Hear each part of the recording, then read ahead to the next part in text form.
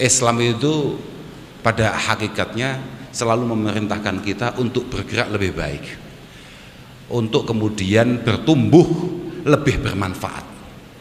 Kadang-kadang kayak saya ini, mungkin saya ini di pelosok sulit jadi kiai karena banyak potensinya di sana, gitu. Tapi kalau saya di Jakarta ini kayaknya kok agak cepat ya. Agaknya cepat saya kalau jadi kiai. Iya, karena saingan saya paling maksimal Mas Hayit. Nah, ini masih bisa saya kejar ini ya. Tapi kalau di pelosok, waduh. Saya sudah lihat Gus Wahim saja saya sudah minder, lihat saudara-saudara yang lain minder. Tapi kayaknya lah ini kadang-kadang pentingnya hijrah itu ya di situ itu. Maka benar seorang Imam Syafi'i mengatakan taharrab anil autani fi talabil ula wasafir fil asfari khamsu fawaidi. Orang itu jangan kemudian hanya nyaman di satu posisi, di satu titik saja. Kalau perlu untuk mencari hal-hal yang lebih istimewa, tinggalkan rumah yang agak jauh, coba jalan-jalan yang agak jauh. Karena orang jalan-jalan, bepergian, meninggalkan tanah air, meninggalkan daerahnya, itu minimal ada beberapa faedah. Ada 5 faedah kata Imam Syafi'i. Tafarruju hamin waqtisabu ma'isyah wa ilmun wa adabun wa suhbatu majidi. Tafarruju hamin, kalau kata orang sekarang apa istilahnya? Tanazzuhil qulub niku napa namanya? Kalau orang Jawa bilangnya ngelencer ya. Kalau orang refreshing itu apa? Saya nggak ngomong healing ya. Kalau healing itu harus dilakukan karena ada rasa sakit dahulu. Saya nggak ngomong healing. Jadi ya memang pengen jalan-jalan aja, tamasya, ngelencer kalau kata orang Jawa. Kemudian waqtisabu maisyatin. Kalau tetap di daerah mungkin potensi untuk meningkatkan kualitas ekonomi lambat. Maka perlu untuk kemudian meninggalkan rumah, hijrah.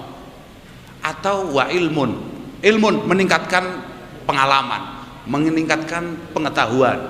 Wa adabun meningkatkan pemahaman terkait masalah kebudayaan ini penting karena dalam Islam ini ada 4 hal yang harus dijadikan satu: ad-din wal akhlak wa dzauq wal adab.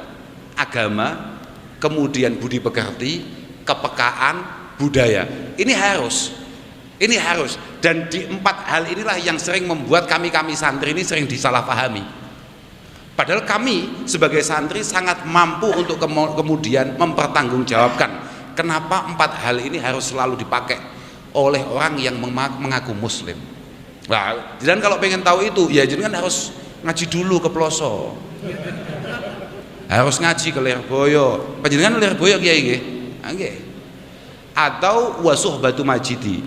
Kayak saya misalnya, jauh-jauh dari Kediri di sini, saya 5-5-nya ini harus dapat. Kalau orang mungkin bepergian tujuannya hanya 1-2 agenda. Kalau saya 5-5-nya harus dapat. Tamasya, saya tidak bisa kalau kesini hanya suruh ngaji saja, buat apa? Wong saya di rumah juga ngaji, masa kesini ya ngaji lagi. Waqtisabu ma'isyatin, saya harus bahagia kalau kesini. Harus ada yang jelas. Pak Menteri harus tanggung jawab mendatangkan saya ke sini ya. Loh. Jangan sampai Pak Menteri terus kemudian, oh ya terima kasih Gus ya, kapan-kapan datang lagi. Wah ya bahaya sekali ya.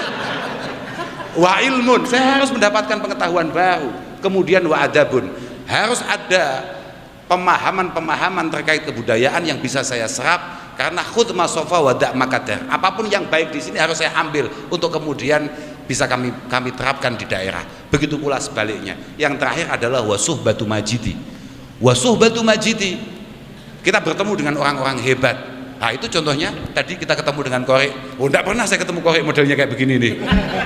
Ternyata suaranya luar biasa. Itulah indahnya Indonesia. Yang dari mana tadi Mas? Tidore. Dari Tidore. Bayangkan tidur saja enaknya kayak gini suaranya. Coba kalau itu bangun. Wah itu masih tidur aja enaknya kayak gitu. Lah iya, coba bayangkan. Masih tidur itu, masih tidur. Oh, iya.